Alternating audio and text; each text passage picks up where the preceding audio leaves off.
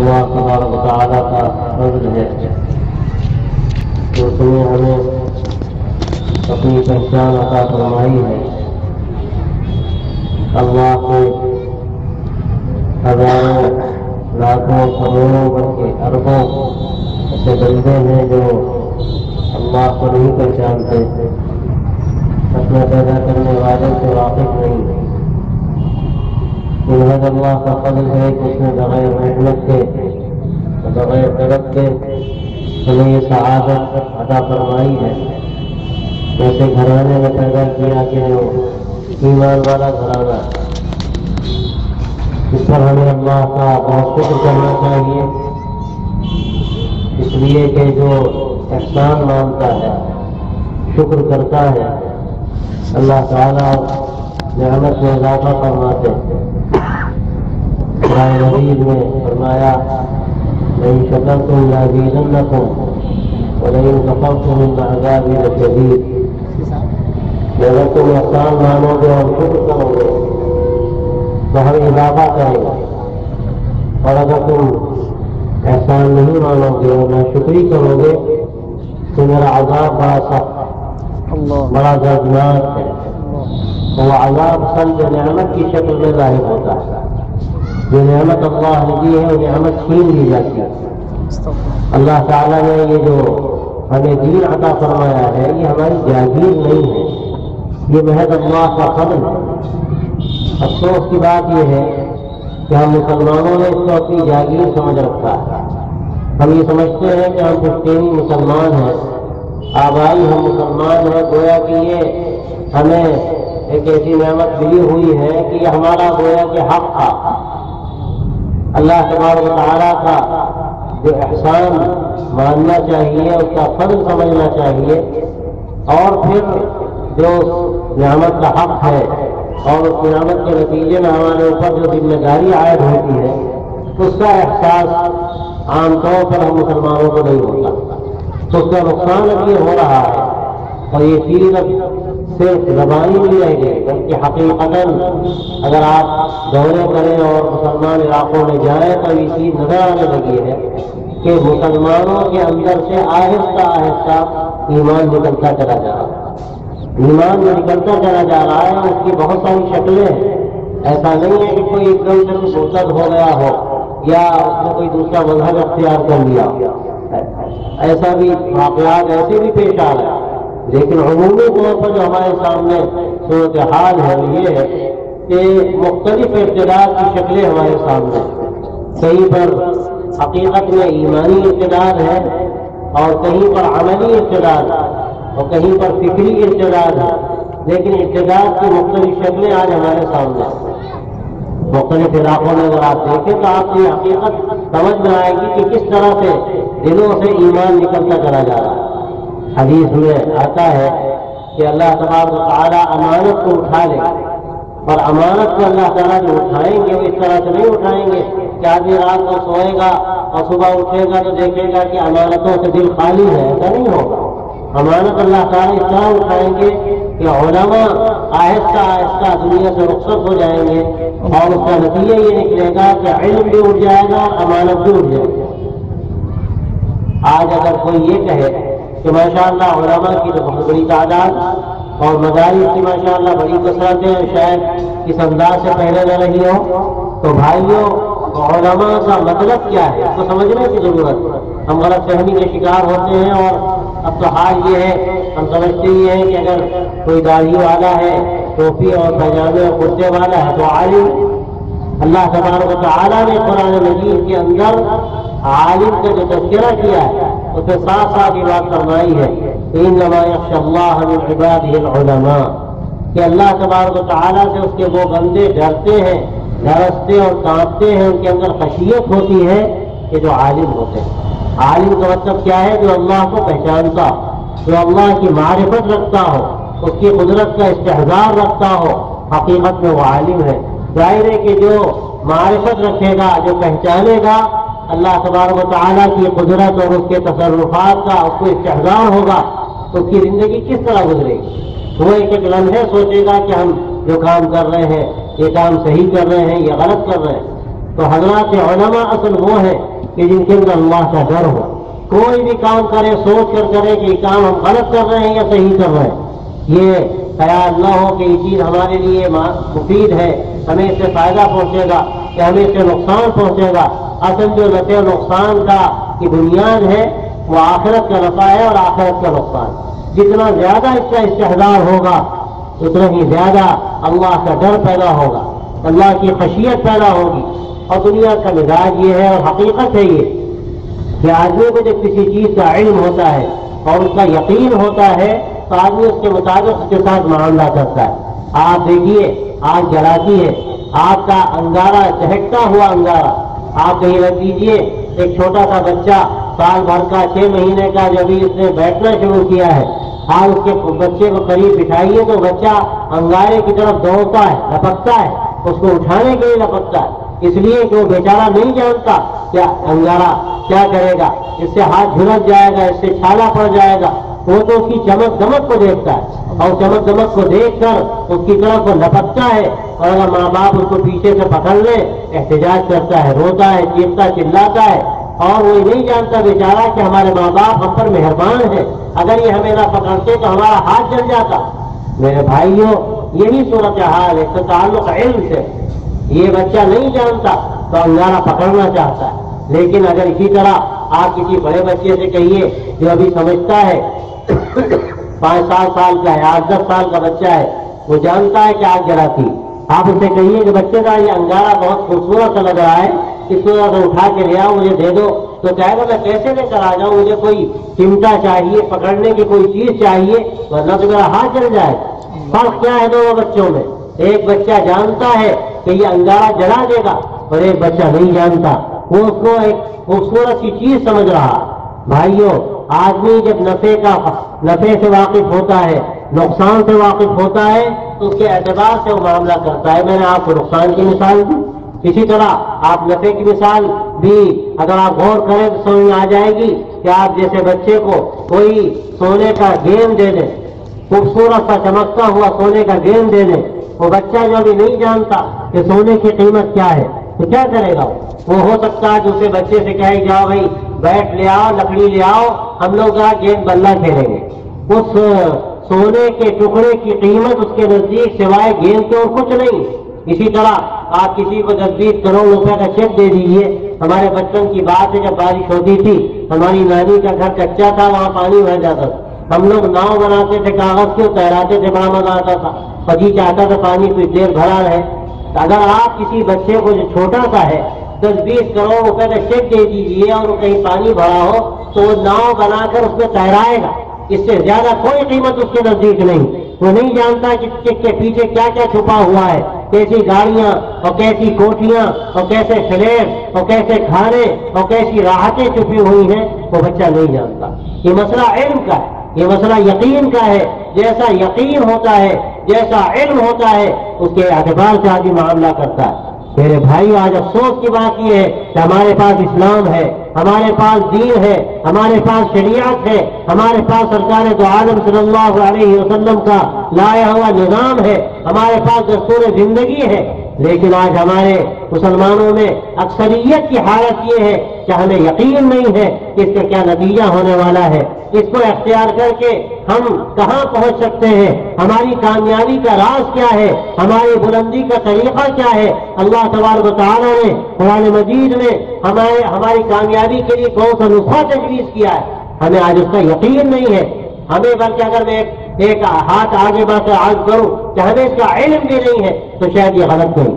اللہ تعالیٰ فرماتا ہے وَأَنْتُمُ الْأَعْلَوْنَ إِن كُنتُم مُؤْمِنِينَ, یاد رکھو اللہ نے تمہارے لیے سربلندی لکھی ہے, عزت لکھی ہے, لیکن شرط یہ ہے کہ تمہارے اندر ایمان ہو, تمہارے اندر یقین ہو, اللہ کی ذات پر یقین ہو, اس کی قدرت پر یقین ہو, اس کی دی ہوئی شریعت پر یقین ہو. یہی ہمارے لیے کامیابی کا راستہ ہے. میرے بھائی آج افسوس کی بات یہ ہے کہ ہمیں اس کا استحضار نہیں, ہمیں خیال ہی نہیں کہ ہمیں مرنا ہے, اللہ کے سامنے جانا ہے. اللہ تعالیٰ نے قرآن مجید میں کیا فرمایا, فَمَن يَعْمَلْ مِثْقَالَ ذَرَّةٍ خَيْرًا يَرَهُ وَمَن يَعْمَلْ مِثْقَالَ ذَرَّةٍ شَرًّا يَرَهُ, کہ ذرہ برابر بھی اگر کوئی نیکی کرے گا تو وہ دیکھے گا اور ذرہ برابر کوئی برائی کرے گا تو وہ دیکھے گا. اس جگہ فرمایا کہ لا یغادر صغیرۃ ولا کبیرۃ الا احصاها. اللہ تبارک و تعالیٰ کا نظام یہ ہے کہ قیامت کے اندر جو بھی چھوٹا بڑا عمل کر کے ہم جائیں گے، اچھا ہو یا برا ہو، اللہ تعالیٰ ایک ایک عمل کو شمار کر کے رکھتا ہے. تو کل قیامت میں سارا کچا چٹا ہمارے سامنے آ جائے گا. میرے بھائی، آج ہم میں سے کتنے لوگ ہیں جن کو یقین ہے اس بات کا؟ بہت سے اللہ کے بندے ایسے ہیں، ہم مسلمانوں میں ایسے لوگ ہیں جو سوچتے ہیں کہ آج ہم جو کچھ کر رہے ہیں کون دیکھنے والا ہے، اور اگر ہے بھی دیکھنے والا تو قیامت میں وہ چیز کیسے سامنے لائی جائے گی. میرے بھائی، آج تو یہ جدید جو ٹیکنالوجی ہے اس سے اگر آپ غور کریں سمجھنا کوئی زیادہ مشکل نہیں. اللہ تبارک و تعالیٰ جو علیم و خبیر ہے، جو سمیع و بصیر ہے، خوب جانتا تھا. پہلے اللہ تعالیٰ نے یہ چیزیں پیدا نہیں فرمائیں کہ نئی نئی ایجادات جو آج آ گئی ہیں. پہلے لوگوں کا ایمان تھا، لوگ پہلے ایمان بالغیب رکھتے تھے، ان کو سچا یقین تھا کہ نبی اکرم صلی اللہ علیہ وسلم نے جو فرمایا وہ برحق ہے، جو قرآن مجید میں کہا گیا وہ برحق ہے. آج یہ دور سائنس اور ٹیکنالوجی کا ہے. بہت سارے لوگ پوچھتے ہیں کہ بھئی یہ بات سمجھ میں نہیں آتی. اللہ نے تو دکھا دیا. آج کی جو صورت حال ہے آپ دیکھتے ہیں، جو کچھ بھی ہوتا ہے اس کی مووی بنائی جاتی ہے. آدمی جب چاہے وہ چیز دیکھ لے کہ دماغ اللہ کا پیدا کیا ہوا، یہ سارے وسائل اللہ سے بنائے ہوئے.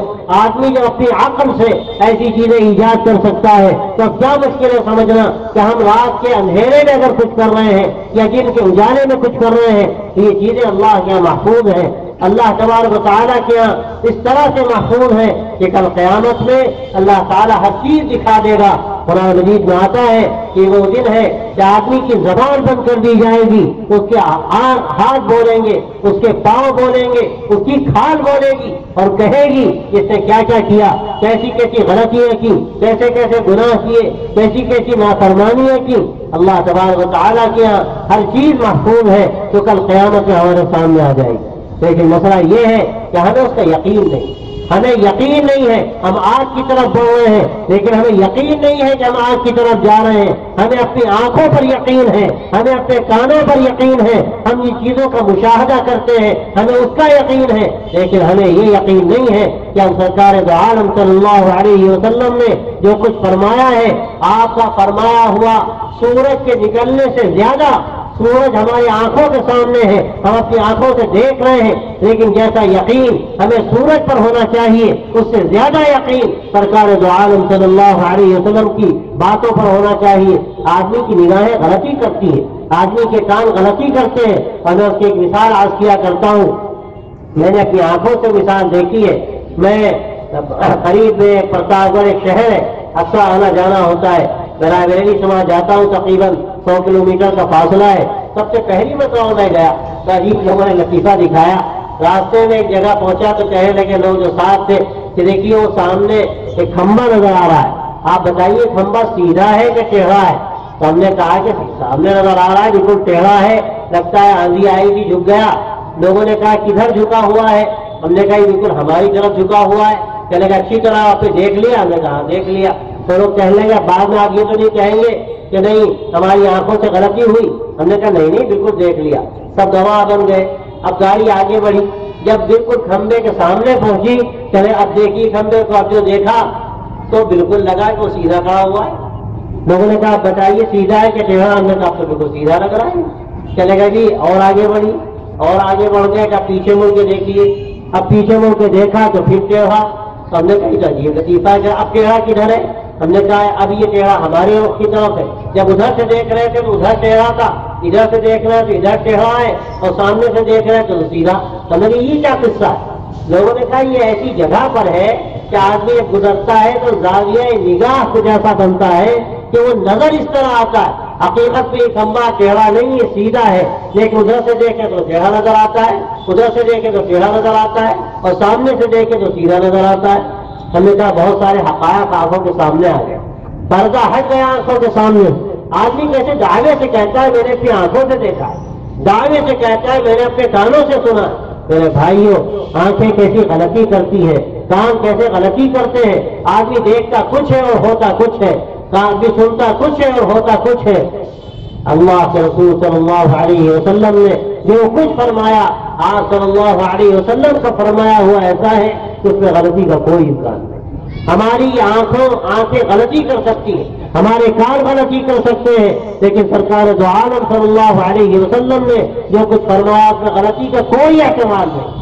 لیکن ہمارا حال کیا ہے؟ ہم جو زندگی گزارتے ہیں بالکل فراموش کر دیتے ہیں کہ ہمارے لیے صحیح کیا ہے، غلط کیا ہے، حلال کیا ہے، حرام کیا ہے، ہمیں کس طرح زندگی گزارنی چاہیے۔ ہماری حالت یہ ہو جاتی ہے کہ جو ہمارے یہاں طریقہ چلا آ رہا ہے، جو ہماری یہاں رسمیں چلی آ رہی ہیں، جو ہوتا چلا آ رہا ہے، ہم کہتے ہیں کہ پرانی باتیں ہیں ہوتی چلی آ رہی ہیں، اب کیا تبدیلی کی جائے۔ میرے بھائیوں، یہ ہمارا یہ جو نظریہ ہے، یہ ہمارا جو خیال ہے، یہ خالی زمانے جاہلیت والا خیال ہے۔ جب اللہ تبارک و تعالیٰ نے اپنے نبی صلی اللہ علیہ وسلم کے ذریعے سے توحید کی بات بتائی مشرکین مکہ کو، تو سب نے کیا بات کہی؟ سب کا جواب یہی تھا کہ ہم نے تو اپنے باپ دادا کو جو ہوتا جو کرتے ان کو دیکھ کے ہم چلے آئے، اور جو ہوتا چلا آیا وہ چھوڑنا بڑا مشکل ہے، ہم تو اسی پر قائم ہیں، ہم اس کو نہیں چھوڑ سکتے۔ یہ زمانے جاہلیت کی جو بات تھی وہ سراسر جہالت پر مبنی تھی۔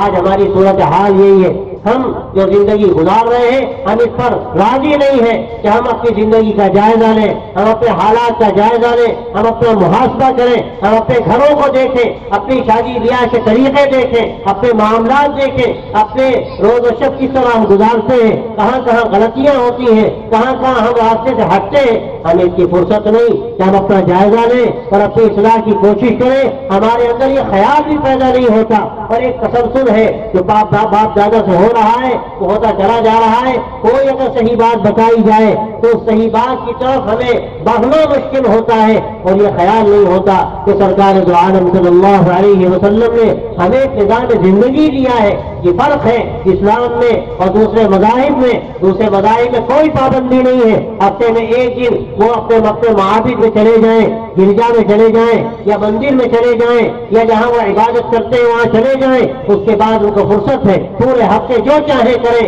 جس طرح چاہے زندگی گزارے۔ کوئی نظام نہیں ہے، کوئی بڑا باقاعدہ کوئی ترتیب نہیں ہے۔ لیکن اللہ تعالیٰ نے ہمیں جو دین دیا ہے جس کا نام ہی اسلام ہے، اور اسلام کا مطلب کیا ہے؟ اپنے آپ کو حوالے کر دینا، سرنڈر ہو جانا، اللہ کے سامنے اپنے آپ کو لے جا کر ڈال دینا۔ حضرت ابراہیم علیہ السلام سے اللہ تعالیٰ نے کیا کہا تھا؟ اذ قال له ربه اسلم، جب کہا ان کے رب نے اے ابراہیم اپنے سر کو جھکا دو، اللہ کے ہو کر رہ جاؤ۔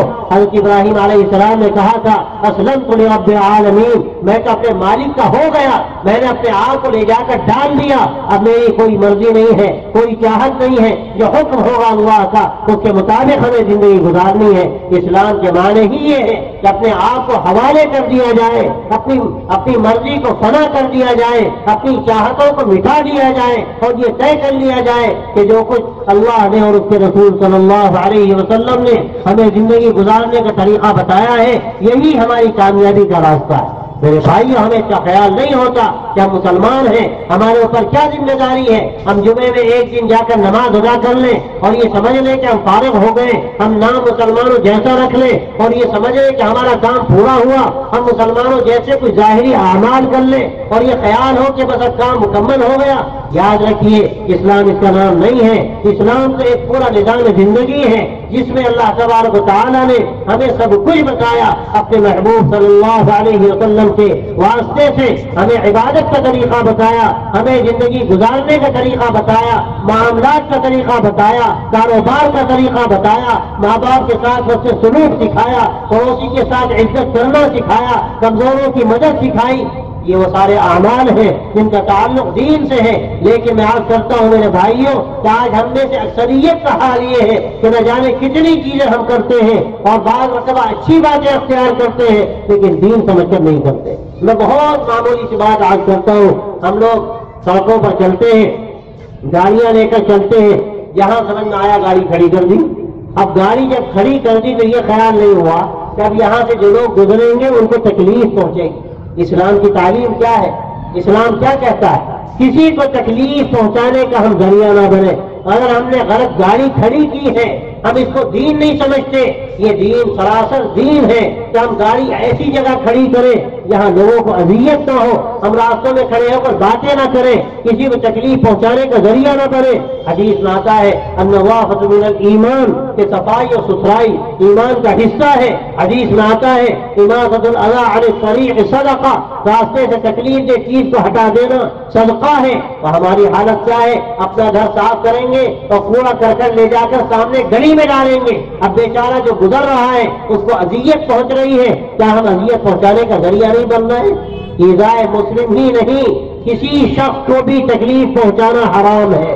حدیث میں آتا ہے المسلم من سلم الناس من لسانہ ویدہ, صحیح مسلمان وہ ہے کہ جس کی زبان سے اور اس کے ہاتھ سے سارے لوگ محفوظ رہیں. وہ مسلمان ہو یا غیر مسلم ہو, ہر ایک مسلمان سے کوئی شکوہ نہ کرے. کوئی ایسا طرز عمل کسی مسلمان کی طرف سے سامنے نہ آئے کہ جو کسی کو تکلیف پہنچانے کا ذریعہ بنے. ہمارے ہاتھ سے, ہماری زبان سے, آج ہماری زبان کی حالت کیا ہے؟ ہم گالیاں دیتے ہیں, برا بھلا کہتے ہیں, غصہ ہوتے ہیں, ذرا سی بات پر ایسے تیش میں آ جاتے ہیں, بھول جاتے ہیں. کیا ہم بھی تو, ہمارے اوپر بھی کوئی ذمہ داری عائد ہوتی ہے؟ تو بھائیوں, یہ جو ہمارا طرز عمل ہے اس کو بدلنے کی ضرورت ہے. آج ہمیں مکمل دین اختیار کرنا چاہیے اور دین کی پوری تعلیمات کو سمجھنے کی ضرورت ہے. ہمیں کس طرح کی زندگی اختیار کرنی ہے. باقی میں کیا عرض کروں, بہت بڑی باتیں ہیں. عام طور پر مسلمان ان میں مبتلا ہیں. 2-3 ایسی چیزیں ہیں کہ جو عام طور پر آپ کو مسلمان علاقوں میں نظر آئیں گی. وہ سود کی شکل میں آپ کو چیزیں نظر آئیں گی, سٹے کی شکل میں وہ چیزیں آپ کو نظر آئیں گی, نشے کی شکل میں آپ کو چیزیں نظر آئیں گی. کوئی مسلمان, اگر آپ مسلمان محلوں میں جائیے, آپ کو کم مسلمان ایسے ملیں گے کہ ان چیزوں سے خالی ہو. آج حالت یہ ہے آسانی کے ساتھ بینکوں سے لون لے لینا اور سود دینا بینکوں کو, یہ لوگ سمجھتے ہیں کہ شاید جائز ہے, جبکہ اللہ کے رسول صلی اللہ علیہ وسلم نے فرمایا کہ سود لینے والے پر لعنت, سود دینے والے پر لعنت, سود لکھنے والوں پر لعنت اور اس کا گواہ بننے والوں پر لعنت.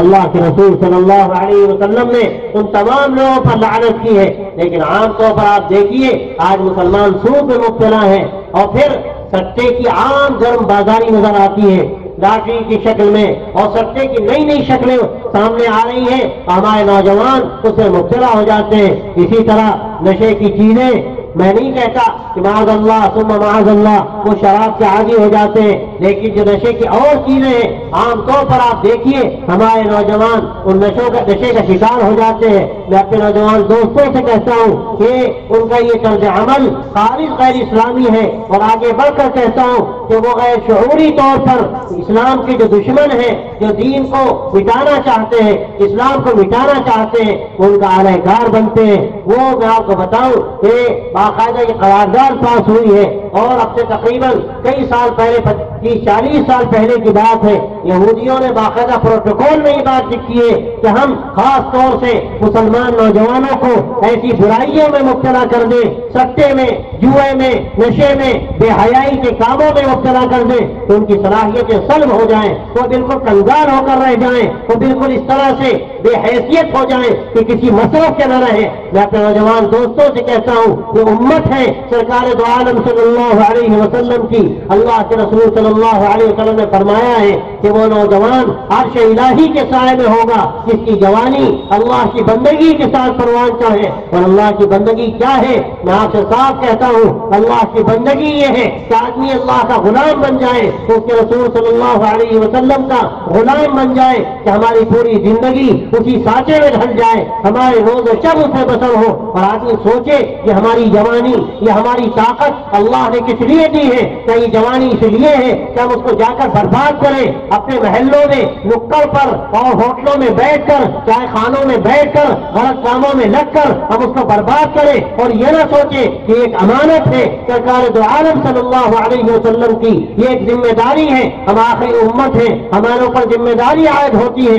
اپنی جوانی کا صحیح استعمال کریں. یہ جوانی دین کے لیے استعمال ہوتی, یہ جوانی اس لیے استعمال ہوتی اپنے بھائیوں کو ہم جا کر بتاتے اسلام کی تعلیمات کیا ہیں, اسلام کا نظام اخلاق کیا ہے، اور یہ جب ہی تھا کہ ہمارا طرز زندگی بدلتا، کہ ہمارے اندر وہ اخلاق پیدا ہوتے، وہ کردار پیدا ہوتا، وہ حیا پیدا ہوتی، وہ شرم پیدا ہوتی، اور ایک دوسرے کا وہ خیال پیدا ہوتا، تو اسلام کی ترجمانی کرتا، ہم اسلام کے ترجمان بنتے، اسلام کے اپنے عمل فدائی بنتے، ہمیں دیکھ کر لوگ مسلمان ہوتے، ہمارا طرز زندگی دیکھ کر لوگوں کے اندر ایک تجسس پیدا ہوتا۔ لیکن افسوس کی بات یہ ہے میرے بھائیوں، میں ابھی عرض کر رہا تھا، ہمارے ایک دوست تھے، اللہ نے کلمے کی توفیق دی، میں نے ان سے کہا چند سال گزرے کہ بھائی اپنے گھر والوں کو بھی دعوت دو، عجیب و غریب بات کہی، وہ کہنے لگے کہ کیا کریں اور کیسے دعوت دیں، ہمارا گھر مسلمانوں کے محلوں میں ہے، مسلمان محلے میں ہے، اور جب میں دعوت دیتا ہوں ہمارے گھر والے کہتے آپ کیا اسی اسلام کی دعوت دے رہے ہیں جہاں گالیاں ہیں، جہاں گندگی ہے، جہاں لوگ غلط کاموں میں لگے ہوئے ہیں، نہ تعلیم کی فکر ہے، نہ کسی اور آگے بڑھنے کی فکر ہے، بس یہ صبح سے شام تک ہمارا وقت غلط کاموں میں گزرتا ہے، ہمارے بچے کنچے کھیل رہے ہیں اور گندگیوں میں اٹے پڑے ہیں، ہم کو خیال نہیں کہ یہ اللہ تعالیٰ کا دین اسلام، اس کا گہرا تعلق علم سے ہے۔ اللہ تعالیٰ نے سب سے پہلی وحی جو اتاری اس نے یہی فرمایا اقرأ بسم ربک الذی خلق، پڑھیے اپنے پروردگار کے نام سے جس نے پیدا کیا۔ لیکن آج ہماری حالت یہ ہے، سب سے بڑھ کر کی حالت مسلمانوں میں ہے۔ میرے بھائیوں، یہ ہمارا طرز عمل ہمیں کہاں لے جائے گا؟ لیکن یاد رکھیے مایوس ہونے کی ضرورت نہیں ہے، مایوس ہونے کی ضرورت نہیں ہے۔ اتنے لوگ یہاں پر موجود ہیں، اگر ان میں سے ایک ایک فرض طے کر لے، ہمیں کرنا ہے، ہم کر سکتے ہیں، ہمیں اللہ نے طاقت دی ہے، ہمیں حوصلہ دیا ہے، اور یہ تاریخ بتاتی ہے ایک فرد کھڑا ہوا اور پورے علاقے کو سے تبدیل کیا۔ اتنا بڑا مجمع یہاں پر موجود ہے، اگر ہر فرد یہ طے کر لے، ہمارے نوجوان طے کر لے کہ ہمیں اپنی حالت بدلنی ہے، ہمیں ایک نیا رخ دینا ہے، اپنے محلوں کو، اپنی آبادیوں کو، اپنے نوجوانوں کو، اپنے دوستوں کو ہمیں جا کر بتانا ہے کہ اب تک ہم نے جو غلطیاں کی ہم توبہ کرتے ہیں، ہم اللہ سے رجوع ہوتے ہیں۔ ہمیں تو اللہ نے بتانے کے لیے اس دنیا میں بھیجا تھا، ہمیں کچھ دینے کے لیے بھیجا تھا۔ آج ہماری حالت کیا ہے؟ ہم کاسائے گدائی لیے کھڑے ہیں، دوسروں کے در پر بھیک مانگ رہے ہیں۔ ہمیں اللہ نے اس لیے نہیں بھیجا تھا کہ ہم دوسروں سے کچھ لیتے، ہمیں اللہ نے اس لیے بھی بھیجا تھا کہ ہم دوسروں کو دیتے، ہم دوسروں کی ضرورت پوری کرتے، ہم ان کو انسانیت سکھاتے، ہم ان کو اخلاق سکھاتے، ہم ان کو بتاتے کہ سرکار دو عالم صلی اللہ علیہ وسلم کا طرز زندگی کیا تھا، آپ کا نمونہ اخلاق کیا تھا۔ پوری تاریخ بھری پڑی ہے، وہ تاریخ ہمیں کیا سبق دیتی ہے اور سیرت سے ہمیں کیا سبق ملتا ہے، اس پر ہمیں غور کرنے کی ضرورت ہے۔ میرے بھائیوں، اسی طرح ہمارے معاملات کی حالت کیا ہے؟ آپ دیکھیے دکانوں میں اور بازار میں، اور اسی طرح جو حضرات ملازم پیشہ ہے، ہمارا ہر جگہ اگر آپ دیکھیں گے تو لگتا ہے کہ پانی مر رہا ہے، کوئی دکانداری کر رہا ہے، ناپ تول میں کمی کر رہا ہے، صحیح سودا نہیں دیتا، جبکہ ہمارے سامنے جو نمونہ ہے ایسے نمونے ہیں کہ عقل دنگ رہ جائے، عقل دنگ رہ جائے۔ ایک مرتبہ ایک کوئی صاحب گھوڑا خریدنے کے لیے آئے، حضرت امام ابو حنیفہ رحمۃ اللہ علیہ کا معاملہ تھا، انہوں نے اپنے ذمہ دار سے وکیل سے کہا تھا کہ گھوڑا جو ہے یہ 700 سے کم میں مت بیچنا۔ وہ گھوڑا خریدنے والا آیا اور اس نے جو گھوڑا تھا وہ 1200-1500 میں خریدا، اور وہ بہت خوش ہوا جو وکیل تھا کہ امام صاحب بڑے خوش ہوں گے۔ جب گیا تو امام صاحب نے کہا کہ تم نے بہت زیادہ قیمت لے لی، یہ مناسب نہیں تھا، وہ گھوڑا بہت زیادہ تھا تو 1000 کا ہوگا، اس سے زیادہ کا نہیں تھا۔ پھر وہ خود گئے اس کے گھر میں اور جا کر کہنے لگے کہ گھوڑا تم نے مہنگا خریدا اور دیکھو میں تمہارے پیسے لے آیا ہوں کہ واپس لے لو۔ اس نے کہا بھی کہ بس جو سودا ہو گیا کہ نہیں تم نے گھوڑا مہنگا لیا، اتنے کا گھوڑا نہیں ہے۔ یہ طرز تھا ان کا خالص اسلامی طرز جو پوری طرح سے امانت داری پر قائم تھا۔ آج ہماری حالت یہ ہے کہ 10 روپے کی چیز ہم 50 روپے میں بیچ رہے ہیں، 100 روپے میں بیچ رہے ہیں، اور اگر کوئی دھوکے سے اس کو 200 میں لے جائے تو فخریہ بیان کرتے ہیں اپنے دوستوں سے کہ آج تو 10 روپے کی چیز ہم نے 200 میں بیچ دی، پھٹا نوٹ بیچ پہ رکھ دیا گڈی کے اور دے دیا، اور بڑی خوشی کا مظاہرہ کیا کہ ہم تو بڑے چالاک ہیں، ہم نے پھٹا نوٹ بھی چلا لیا۔ میرے بھائیوں، چالاکی نہیں ہے، پرلے درجے کی حماقت ہے۔ اپنی آخرت کیوں برباد کرتے ہو؟ اللہ تعالیٰ نے اور اس کے رسول صلی اللہ علیہ وسلم نے ہمیں جو طریقہ بتایا امانت داری کے ساتھ اور انصاف کے ساتھ ہمیں کام کرنا ہے۔ اخلاق دیکھیے تو اخلاق کے بعد میں بھی ایسے واقعات ہیں کہ عقل حیرت میں پڑ جائے۔ ایک واقعہ میں سناتا ہوں، وقت زیادہ نہیں۔ واقعہ یہ ہے کہ ایک مرتبہ وہ تقریباً 3ری-4 صدی کا واقعہ ہے کہ ایک یہودی ایک مسلمان کی دکان پر کچھ سودا خریدنے کے لیے آیا۔ اور آ کر اس نے کہا مجھے فلاں فلاں چیزیں چاہیے، تو مسلمان نے کہا ایسا کرو کہ سامنے جو یہودی کی دکان ہے وہاں سے جا کر لے لو۔ وہ کہنے لگا آپ مجھے اس لیے نہیں دے رہے کہ میں یہودی ہوں؟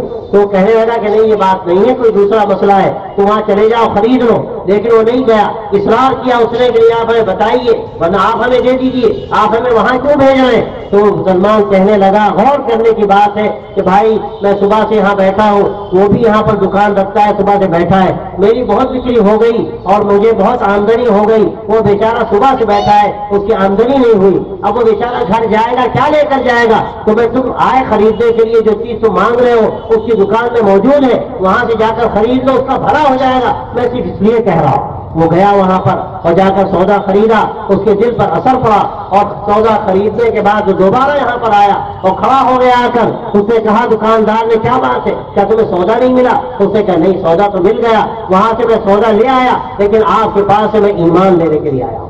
میرے بھائی یہ جو طرز زندگی ہے، یہ جو اخلاق ہے، اگر ہم یہ اختیار کر لیں تو آج دنیا میں انقلاب برپا ہو جائے۔ یہ انقلاب ان تماشوں سے برپا نہیں ہوتا، ان سیاسی نعروں سے نہیں ہوتا، ان ہنگاموں سے نہیں ہوتا، انقلاب برپا ہوگا ہمارے دل کے بدل جانے سے، ہمارے طرز عمل کے بدل جانے سے، ہمارے اخلاق کے بدل جانے سے۔ اور جب اخلاق سرکار دو عالم صلی اللہ علیہ وسلم کے دیے ہوئے طریقے کے مطابق ہم اختیار کریں گے اور اپنی زندگی کو بنائیں گے تو آپ دیکھیے کہ حالات کس طرح بدلتے ہیں۔ میرے بھائیوں میرے دوستوں، میں یہاں جو بیٹھا میں صاف کہہ دوں میں تقریر کرنے کے لیے نہیں بیٹھا، اور یہ تقریریں کوئی رسم کے طور پر نہیں ہوتی۔ آپ آئے جمع ہوئے، ایک جلسہ ہو گیا، آپ نے کوئی ایک جملہ کہہ دیا یا کسی نے کوئی تبصرہ کیا، تعریف کر دی کہ مولوی صاحب نے بہت اچھی تقریر کی۔ میں آپ سے صاف کہتا ہوں کہ تبصرے ہرگز مفید نہیں ہوتے۔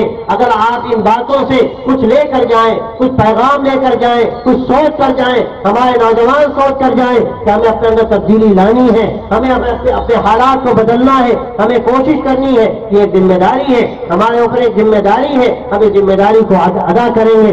میں اس لیے عرض کرتا ہوں کہ جلسے ختم ہوتے ہیں تو جلسے تو ختم ہوتے ہیں، لیکن جلسے کے ختم ہونے کے بعد کام شروع ہوتا ہے۔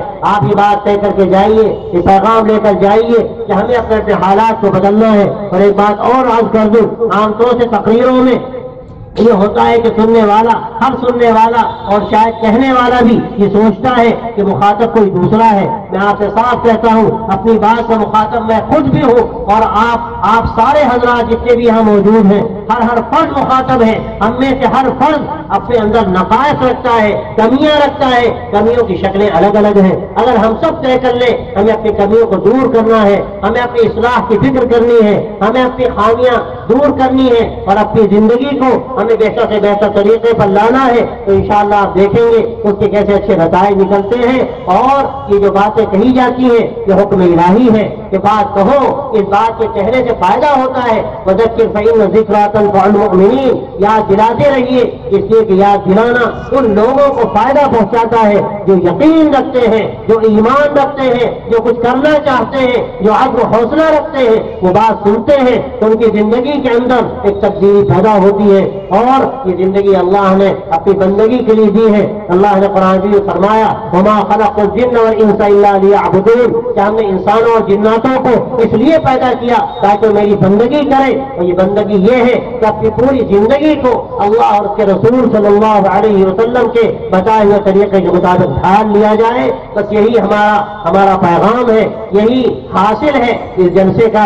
اگر ہم اس پیغام کو لے کر جائیں گے انشاءاللہ ہماری زندگی میں ایک انقلاب برپا ہوگا، حالات بدلیں گے، محلوں کے حالات بدلیں گے، اور لوگ سوچیں گے کہ بھئی مسلمانوں کی آج تو حالت دوسری ہے، پہلے کچھ اور حالت تھی، اب تو حالت کچھ اور ہے۔ یہاں تعلیم ہے، یہاں صفائی ہے، یہاں اخلاق ہے، یہاں پیشانی پر ایمان کا ایک نور ہے، دیکھنے والا دیکھے تو یقین کر لے یہ مسلمان جا رہا ہے، انگلیاں اٹھیں گی۔ اسی لیے اللہ تعالیٰ نے فرمایا کہ یا اے ایمان والو، اگر تم اللہ کا ڈر اختیار کرو گے اللہ تعالیٰ تمہیں شان امتیازی عطا کرے گا۔ یہ شان امتیازی کیا ہے؟ یہ اسلامی اخلاق ہے، وہ ایمان کا نور ہے جو پیشانی سے پھوٹتا ہے۔ آپ ایمان کو اختیار کر کے دیکھیے، دنیا آپ کے سامنے جھکے گی، دنیا آپ کے قدموں میں آئے گی۔ اور دنیا کی قیمت کیا ہے؟ ایمان ایک جوہر ہے، اس جوہر کا مقابلہ ہزاروں دنیا مل کر نہیں کر سکتی۔ اس لیے میرے بھائیوں اس جوہر کی قدر کیجیے۔ کیجیے اور کوشش کیجیے کہ ہماری زندگی ایمانی ہو.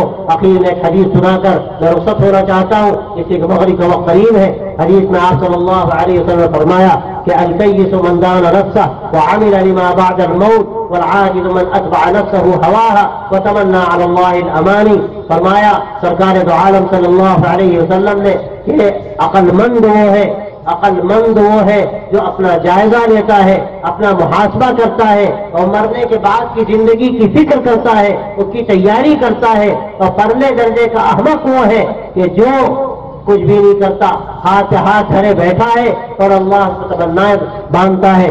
وہ اپنے آپ کو خواہشات کے پیچھے ڈال دیتا ہے اور اللہ سے تمنائیں باندھتا ہے کہ سب ٹھیک ہو جائے گا، سب حالات بہتر ہو جائیں گے، ہماری بخشش کر دی جائے گی. میرے بھائیوں، اللہ تعالیٰ نے اس کا طریقہ بتایا ہے. اگر وہ طریقہ اختیار کیا جائے گا یقیناً اللہ کی رحمت ہوگی. وہ بڑا رحیم ہے، بڑا کریم ہے، لیکن چاہتا ہے کہ تھوڑا سا تو آگے آؤ، تھوڑا سا قدم بڑھاؤ. حدیث میں آتا ہے اگر تم ایک قدم بڑھاؤ گے اللہ تعالیٰ 2 قدم بڑھائے گا. تم ایک بارش چاہو گے تو ایک گد آئے گا، اگر تم چل کر آؤ گے تو وہ دوڑ کر آئے گا. لیکن آج ہماری حالت یہ ہے، ایسے ہم پھنس ہو گئے کہ اپنی جگہ سے ہم ہٹنا نہیں چاہتے.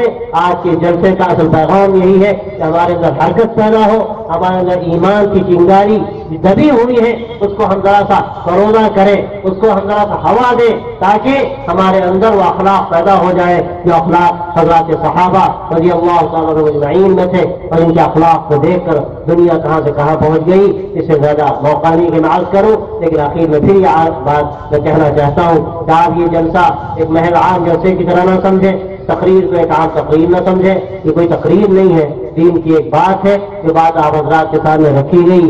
اگر اللہ تعالیٰ توفیق دے گا، خاص طور سے نوجوان دوستوں سے میں پھر کہتا ہوں وہ طے کر لیں. ابھی مغرب کا وقت ہو رہا ہے، ابھی موقع ہے، ابھی سے 2 رکعت نماز پڑھ کر توبہ کی نیت کر لیں اور یہ طے کر لیں کہ ہم سچے امتی بن کر انشاءاللہ زندگی گزاریں گے. اللہ تعالیٰ ہم سب کو عمل کی توفیق عطا فرمائے. وآخر دعوانا الحمد للہ.